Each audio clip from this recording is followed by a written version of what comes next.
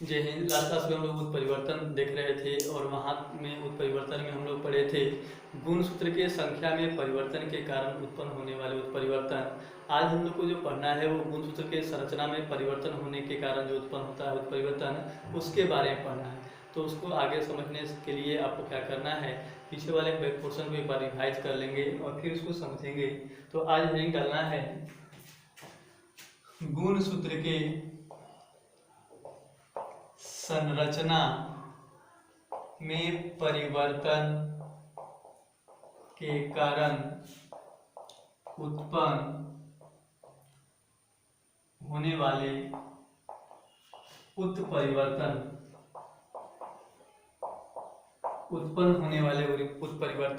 ये कई प्रकार के होते हैं। इसमें से पहला जो आता है वो आता है डिलीशन। डिलीशन में क्या होता है, इसमें गुण सूत्र के बीच वाले खंड का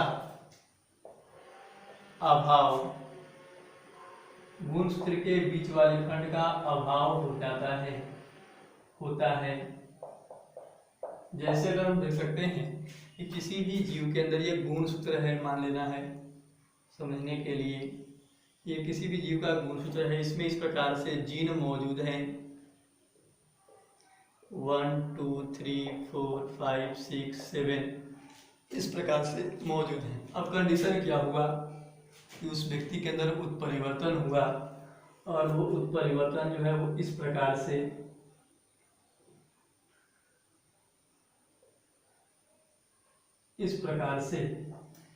वन टू थ्री 4 6 7। अगर आप देखें तो इसमें 5 जो था वो सेगमेंट 5 ही मौजूद था, लेकिन इसमें क्या है, जो जीव है इसके अंदर वो क्रोमोसोम संख्या 5 मौजूद नहीं है। तो इस प्रकार का परिवर्तन, इसमें क्रोमोसोम के बीच वाले खंड का अभाव हो जाता है। ऐसे परिवर्तन को हम लोग क्या बोलेंगे, डिलीशन कहते हैं। दूसरा जो होता है वो डिफिशियंसी होता है। डिफिशियंसी में क्या होता है, इसमें गुण सूत्र के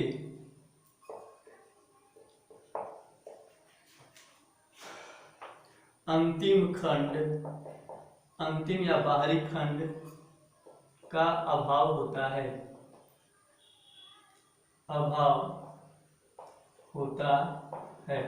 अंतिम खंड का अभाव होता है। जिसे मान लेते हैं कि किसी भी जीव में क्रोमोसोम जो है वो इस प्रकार से मौजूद हैं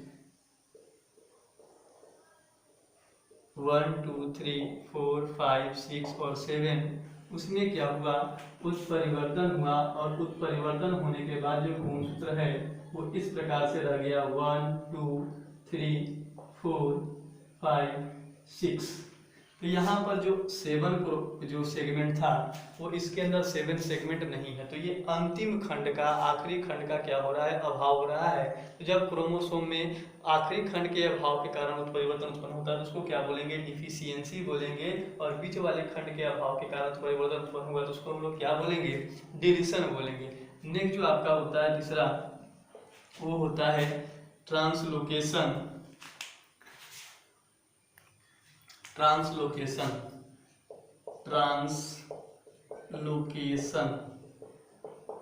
इसमें क्या होता है, समजात गुणसूत्र, ध्यान रखना है, समजात गुणसूत्र पर उपस्थित जीनों के स्थान में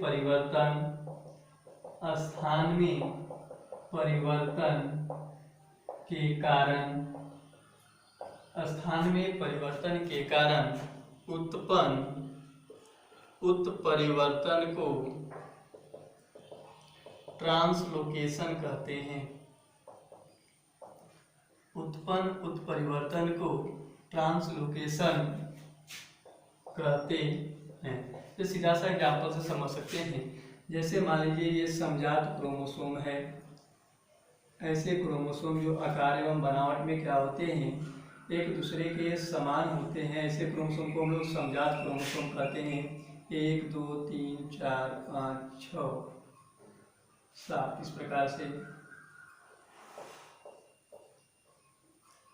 तो 1 2 3 4 5 6 7 A B C D E F G और H। तो ये इस प्रकार से क्या है, ये दोनों को जो क्रोमोसोम, इनको हम लोग क्या बोल रहे हैं, समजात क्रोमोसोम, क्रोमोसोम का है। अब इनमें उपस्थित जो जीन है, इन जीनों के जैसे मान लीजिए यहाँ पर 3 4 और C और D, ये जो हैं इनमें क्या हुआ, स्थान में परिवर्तन हुआ। C और D जो है वो इस क्रोमोसोम में चला गया और 3 और 4 जो है वो इस क्रोमोसोम में आ गया। तो इस प्रकार के परिवर्तन को हम लोग क्या बोलेंगे, ट्रांसलोकेशन बोलेंगे। जब C और D ऊपर चला जाएगा तो ये क्रम क्या हो जाएगा, इस प्रकार से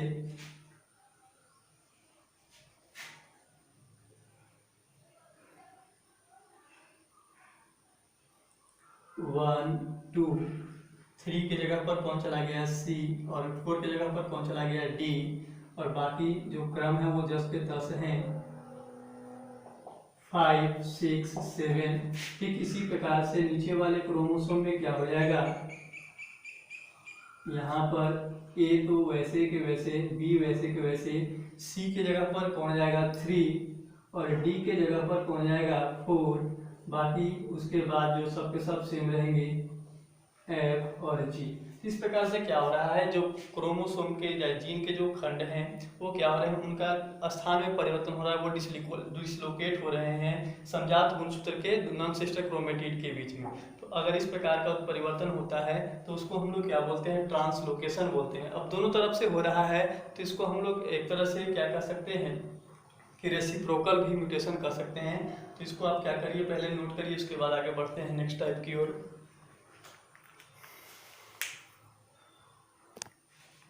नेक्स्ट जो आता है 4, वो आता है डुप्लीकेशन।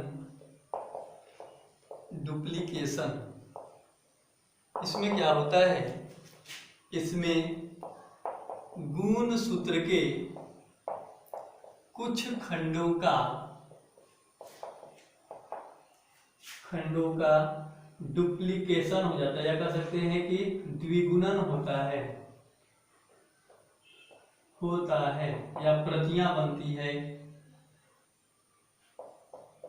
वो भी बनना। देखिए कैसे होता है, ये क्रोमोसोम है, यहाँ पर 1 2 3 4 5 6 7। इसमें से कुछ जो क्रोमोसोम हैं, जैसे मान लीजिए 5 ये वाला, इसका क्या हो गया, द्विगुणन हो गया। द्विगुणन 1 2 3 4 5 5 6 7। तो यहाँ पर पहले से एक क्रोमोसोम, एक 5 क्रम वाला 5 जैसा जो जीन था वो एक था। अब यहाँ पर क्या हो गया, वो 5 5 दो बार हो गया। तो एक ही इसी प्रकार के खंडों का अगर द्विगुणन हो रहा है, उसका कॉपी बन रहा है क्रोमोसोम में, तो उसके कारण कुछ परिवर्तन जब होता है तो उसको हम लोग क्या बोलते हैं, डुप्लीकेशन बोलते हैं। और लास्ट आखिरी जो है वो है इन्वर्जन। इन्वर्जन में इन्वर्स हो जाता है जीन या खंड। तो इन्वर्स अगर खंड हो रहे हैं क्रोमोसोम के कुछ खंड, तो उसी को हम लोग क्या बोलते हैं, इन्वर्जन बोलते हैं। लिख सकते हैं, इसमें गुणसूत्र के कुछ खंड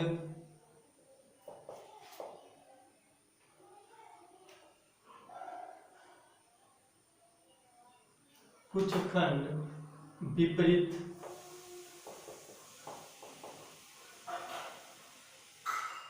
क्रम में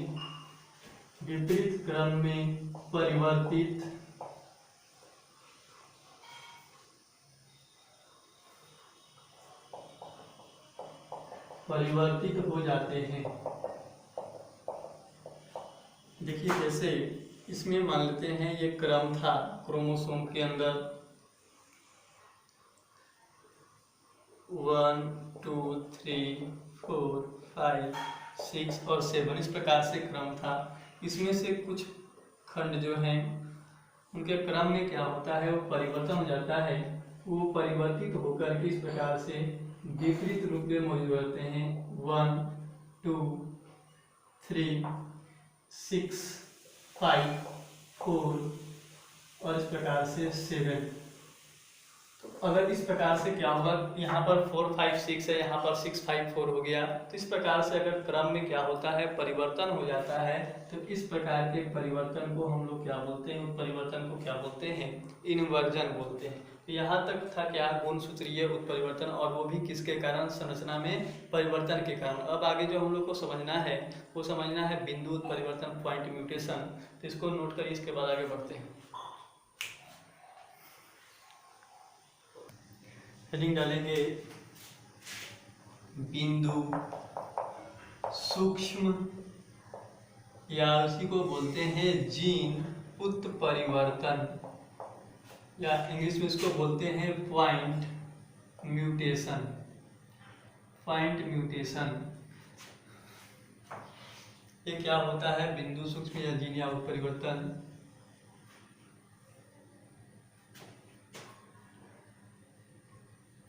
किसी भी जीव में सूक्ष्म स्तर पर, समझ सकते हैं, किसी भी जीव के जीन में सूक्ष्म स्तर पर होने वाले परिवर्तन के कारण, सूक्ष्म स्तर पर होने वाले परिवर्तन के कारण उत्पन्न उत्परिवर्तन को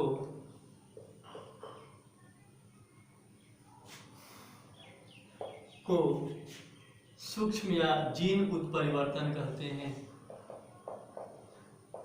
जीन उत्परिवर्तन कहते हैं।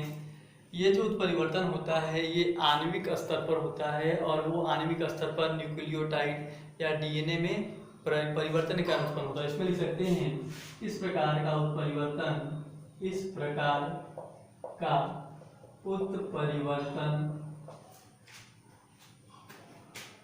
आणविक स्तर पर न्यूक्लियोटाइड या डीएनए के अनुक्रम में परिवर्तन के कारण होता है। डीएनए के अनुक्रम में परिवर्तन के कारण होता है। ये क्या होता है, न्यूक्लियोटाइड क्या होता है, डीएनए, तो ये सब ज़्यादा डिटेल में हम लोग चैप्टर नंबर 6 में पढ़ेंगे। ऐसे शॉर्ट में समझने के लिए आपको समझाते हैं।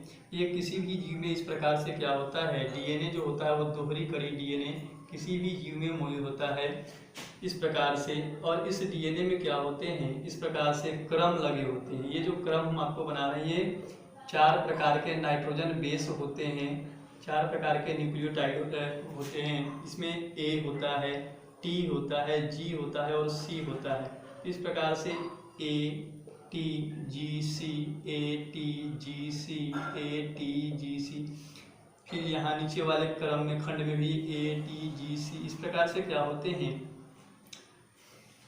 मौजूद होते हैं। तो ये क्या होता है, इनका एक क्रम होता है कि इस प्रकार से ये 3-3 के क्रम में क्या होते हैं, मौजूद होते हैं। तो ये अगर इसको बड़ा करके देखा जाए तो इस प्रकार से ये दोनों स्ट्रैंड है डीएनए का, इसमें ऊपर वाले में A T G C, A T G C,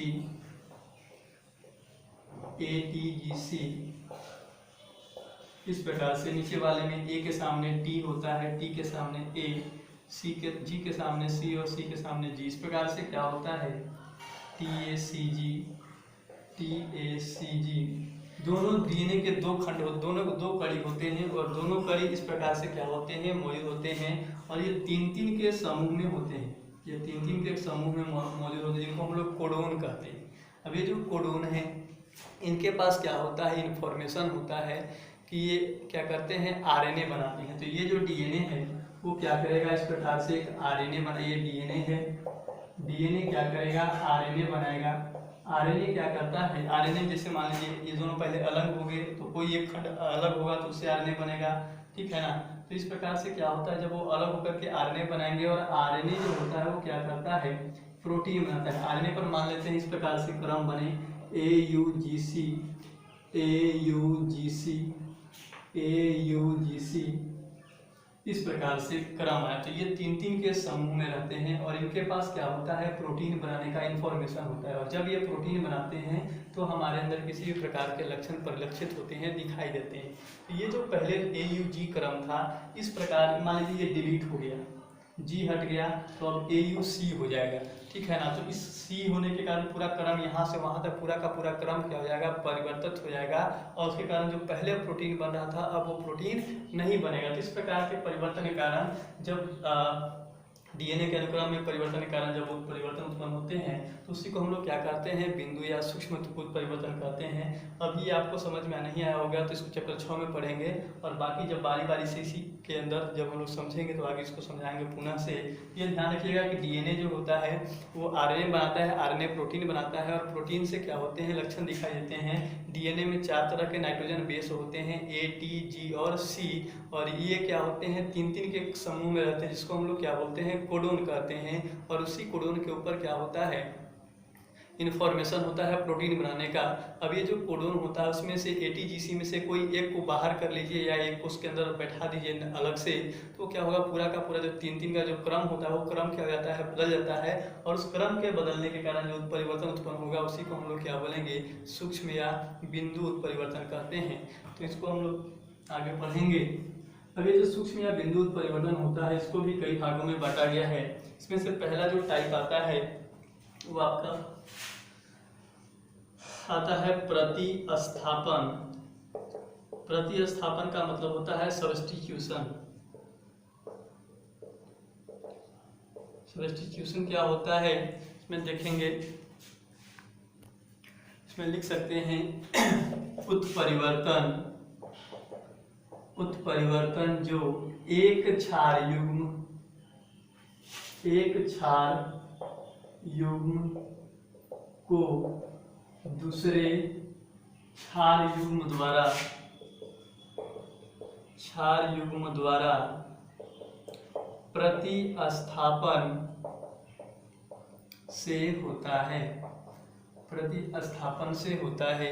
example के लिए समझ सकते हैं, जैसे नॉर्मल DNA है, नॉर्मल DNA, अब उसमें जो क्रम है नाइट्रोजन बेस का, वो 4 क्रम आपको 4 नाइट्रोजन बेस बताए थे, वो इस प्रकार से ATGC AT, इस प्रकार से उनका क्रम है।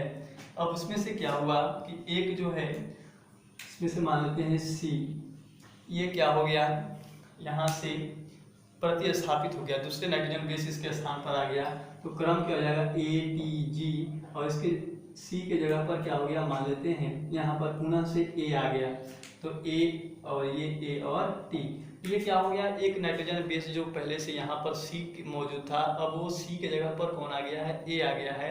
तो इस प्रकार से एक नाइट्रोजन बेस में परिवर्तन के कारण अगर परिवर्तन हो रहा है तो उसको हम लोग क्या बोलेंगे, प्रतिस्थापन बोलेंगे। अब ये प्रतिस्थापन जो होता है इसको 2 प्रकार से बांटा गया है, 2 भागों में, इसको समझेंगे। तो ये जो नीचे वाला DNA इसको हम लोग क्या बोलेंगे, म्यूटेंट DNA। ये म्यूटेंट DNA है जिसमें एक नाइट्रोजन बेस में क्या हो गया है, दूसरे नाइट्रोजन बेस द्वारा प्रतिस्थापन हो गया है। इसको नोट करिए, उसके बाद आगे बढ़ते हैं।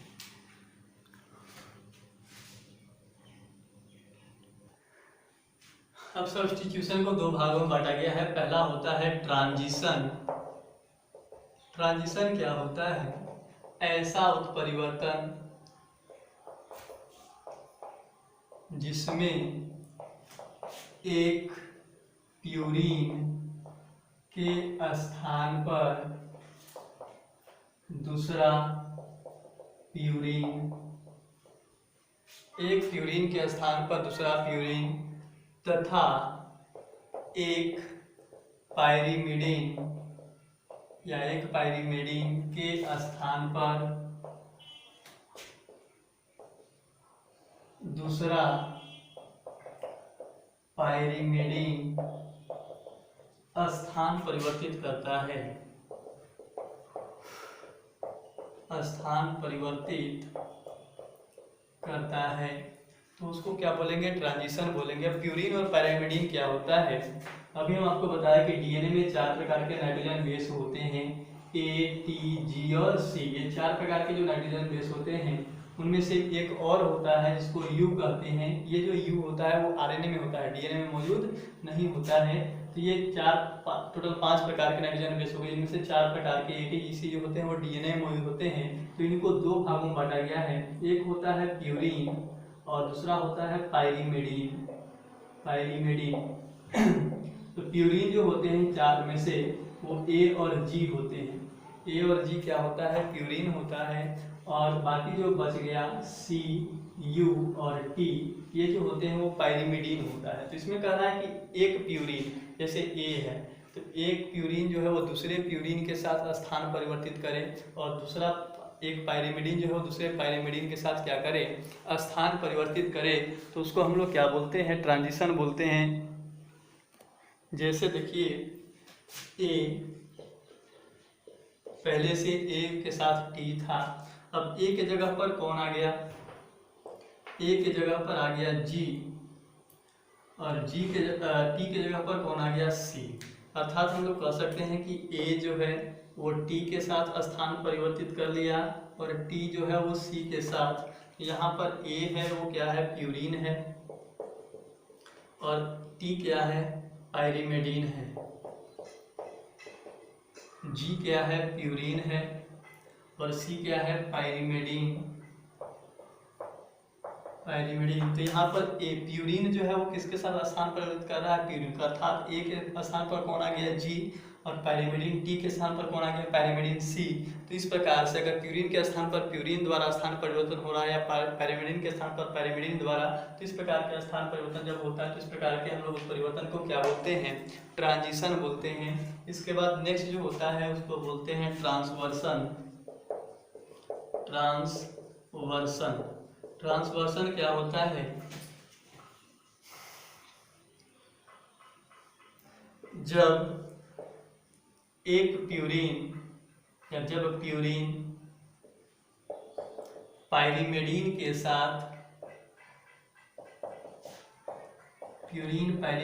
के साथ स्थान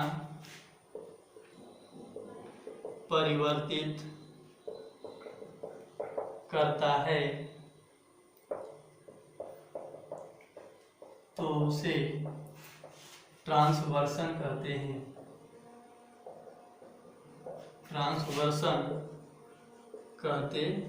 हैं। जैसे देख सकते हैं एग्जांपल में ए डबल बॉन्ड टी। अब ये जो है वो क्या है, प्यूरीन है। ए प्यूरीन है और टी क्या है, पायरीमिडीन। अब कह रहा है कि एक प्यूरीन जो है वो पायरीमिडीन के साथ स्थान पर, तो प्यूरीन के स्थान पर कौन आएगा, पायरीमिडीन आएगा। तो यहाँ पर ए के स्थान पर कौन आ गया, टी आ गया, और जो है वो पायरीमिडीन जो है वो किसके साथ स्थान परिवर्तित करेगा, वो प्यूरीन के साथ। तो टी के स्थान पर कौन आ गया, ए आ गया। तो इस प्रकार से क्या होता है, जब प्यूरीन के साथ प्यूरीन और पायरीमिडीन के साथ पायरीमिडीन स्थान परिवर्तित करता है तो उसको ट्रांजिशन कहते हैं। जब प्यूरीन के साथ कौन, पायरीमिडीन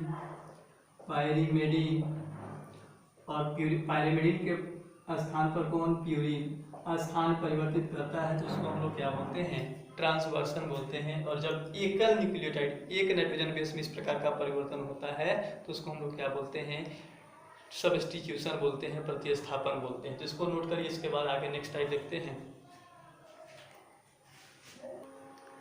नेक्स्ट आता है फ्रेम विस्थापन उत्परिवर्तन। फ्रेम विस्थापन उत्परिवर्तन, इसमें क्या होता है, डीएनए अणु में किसी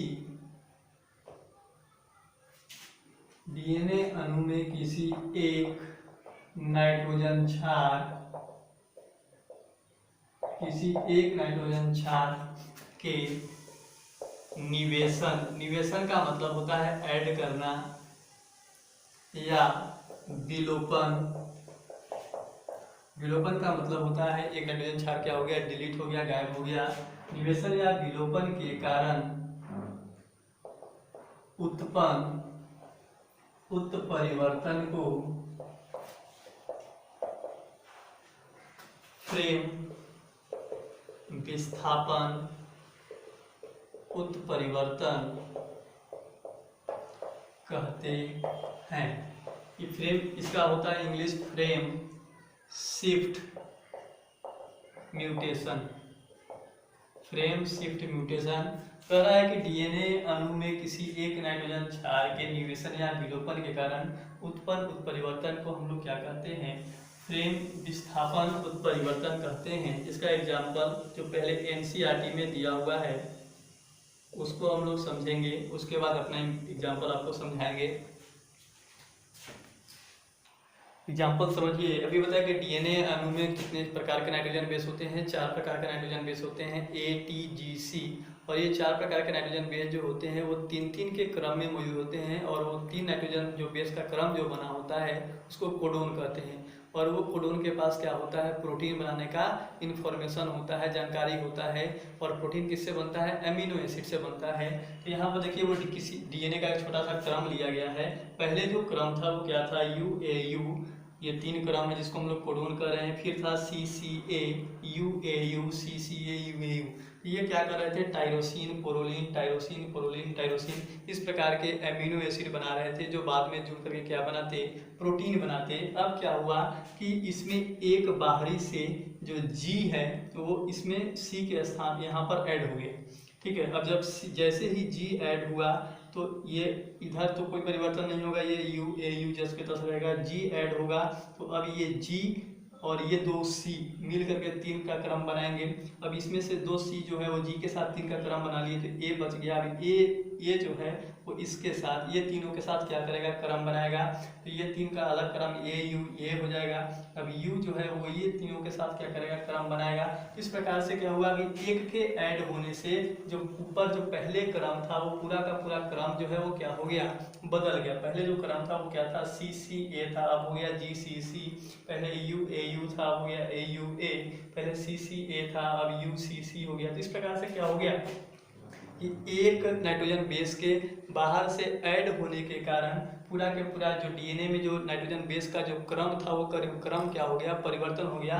और इस प्रकार के परिवर्तन के कारण उत्पन्न होने वाले उत्परिवर्तन को हम लोग क्या बोलते हैं, फ्रेम विस्थापन उत्परिवर्तन कहते हैं। अब पहले इससे के कारण क्या हुआ कि पहले जो प्रोटीन बन रहे थे, अमीनो एसिड बन रहे थे, अब वो अमीनो एसिड नहीं बन रहे हैं। देखिए परिवर्तन जहाँ पर हुआ तो पोरोलिन बन रहा था वहाँ पर अब एलानिन बन रहा है। टायरोसिन जहाँ बन रहा था वहाँ पर आइसोल्यूसिन बन रहा है। पोरोलिन की जगह पर सेरीन बन रहा है। टायरोसिन की जगह पर क्या बन रहा है, आइसोल्यूसिन। तो इस प्रकार के अमीनो एसिड अलग हो गए। अब अमीनो एसिड अलग हो गए तो अलग प्रोटीन बनेंगे, और अलग प्रोटीन बनेंगे तो अलग लक्षण क्या होगा, किसी भी जीव के अंदर अलग गुण प्रकट होंगे। तो इस प्रकार के उत्परिवर्तन को, जिसमें एक नाइट्रोजन बेस के ऐड होने से या एक नाइट्रोजन बेस के रिमूव होने से क्या होता है, पूरे डीएनए अनुक्रम में परिवर्तन हो जाता है और उसके कारण अलग प्रोटीन बढ़ते हैं और अलग लक्षण दिखाई देते हैं। तो उसको हम लोग क्या बोलेंगे, फ्रेम विस्थापन उत्परिवर्तन कहते हैं। ये एग्जाम्पल एनसीईआरटी में दिया हुआ है। एक और एग्जाम्पल हम अपने से समझा रहे, उधर देखिएगा सीधा सा। जैसे एक एग्जाम्पल लेते हैं, why did the cat eat rat. ये 3-3 वाला स्पेलिंग वाला लिए हैं, why did the cat eat rat. ये इससे एक सेंटेंस बन रहा है, एक अच्छा सा इंफॉर्मेशन आपको मिल रहा है कि why did the cat eat rat. लेकिन मान लीजिए इसमें से किसी एक अक्षर को हम क्या कर दें, गायब कर दें। जैसे डी है तो डी को अगर हम रिमूव कर रहे हैं, डिलीट कर रहे हैं या डिलीशन कर रहे हैं तो यहाँ पर सेंटेंस क्या हो जाएगा, वाई। ये वाई जो जैसे तस रहेगा। अब देखिए ये डी हट गया, डी डिलीट हो गया तो आई डी, ये जो है वो किसके साथ, 3 के क्रम में रहेंगे तो ये तीसरा क्रम किसके साथ बनाएंगे, टी के साथ। तो क्या हो जाएगा, आई डी टी। फिर इधर से ये बच रहा H E C, H E C, A T E, A T E, फिर बनेगा ए टी आर और बच जाएगा ए टी। देखिए जो पहले पूरा अच्छे से मीनिंग बन रहा था, why did the cat eat rat, उसमें एक अक्षर के गायब होने के कारण पूरा का पूरा जो क्रम है वो चेंज हो गया, और पूरा का क्रम चेंज होने के कारण पूरा का पूरा इंफॉर्मेशन जो है वो क्या हो गया, गायब हो गया। ठीक उसी प्रकार से फ्रेम विस्थापन परिवर्तन में होता है कि किसी एक नए बेस के ऐड होने से या एक बेस के डिलीट होने से क्या हो जाता है, पूरे के पूरे जो डीएनए के ऊपर पहले से इन्फॉर्मेशन मौजूद थे वो पूरे के पूरे इन्फॉर्मेशन क्या हो जाते हैं, बदल जाते हैं, और इसके कारण जो परिवर्तन उत्पन्न होता है उसी को हम लोग क्या बोलते हैं, फ्रेम विस्थापन परिवर्तन, फ्रेम शिफ्ट म्यूटेशन कहते हैं। तो इसको आप क्या करिए, नोट कर लीजिए एग्जाम्पल को भी समझने के लिए।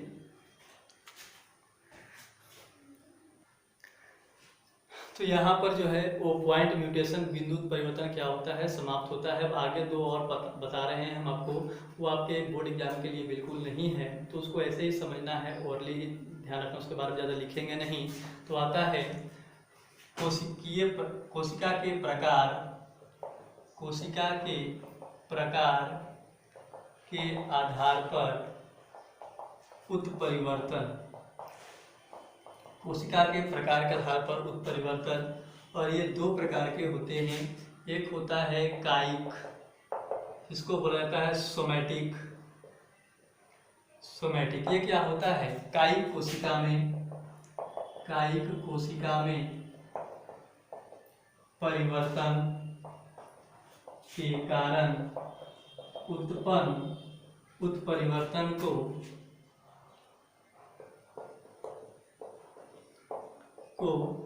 कायिक उत्परिवर्तन कहते हैं, कायिक उत्परिवर्तन कहते हैं। और इसका एग्जाम्पल जो होगा वो होगा कैंसर, त्वचा कैंसर, त्वचा कैंसर।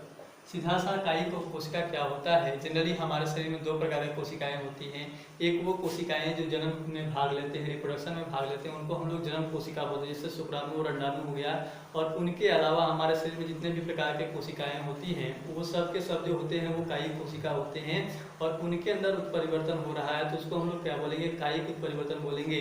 और उसका जो बेस्ट एग्जाम्पल होता है वो कौन होता है, त्वचा कैंसर होता है। इसके बाद सेकेंड जो होता है वो होता है जनन उत्परिवर्तन, या इसको बोलते हैं जर्मिनल म्यूटेशन। ये इसमें क्या होगा, जनन कोशिका अंडाणु या शुक्राणु में परिवर्तन के कारण उत्पन्न उत्परिवर्तन को